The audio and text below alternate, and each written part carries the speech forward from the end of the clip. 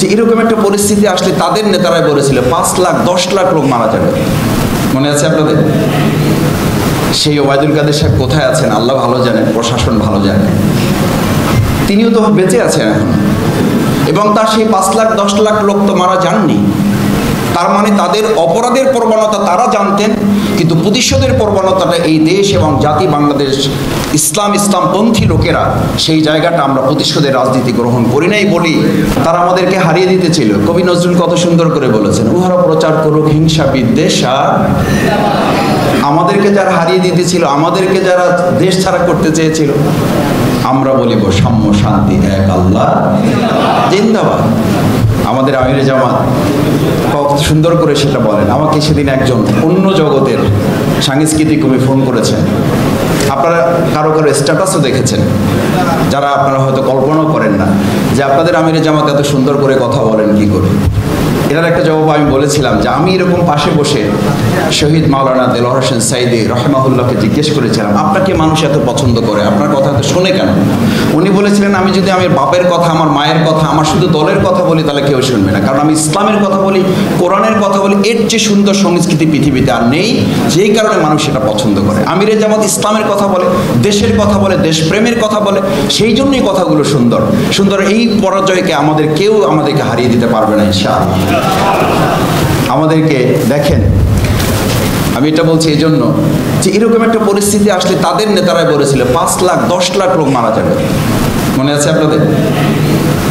সেই ওবায়দুল কাদের সাহেব কোথায় আছেন আল্লাহ ভালো জানেন, প্রশাসন ভালো জানে। তিনিও তো বেঁচে আছেন এখন, এবং তার সেই 5 লাখ 10 লাখ লোক তো মারা যাননি।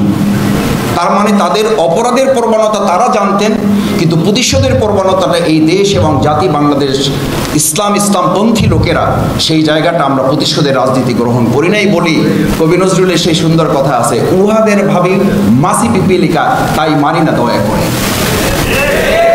সুতরাং আপনারা ভাববেন না আমাদের এই দয়াকে যেন দুর্বলতা মনে করবেন না। কেউ কেউ আমাদের বলেন যে আমাদের প্রতিশোধ গ্রহণ করার কথা, কারণ কবি নজরুল এটা বলেছেন আমাদের, উহাদের ভাবি মাছি পিপি লেখা তাই মারি না গো দয়া করে। আজকে এই স্বাধীনতা সার্বভৌমত্বকে কারা প্রস্তাবিত করেছে?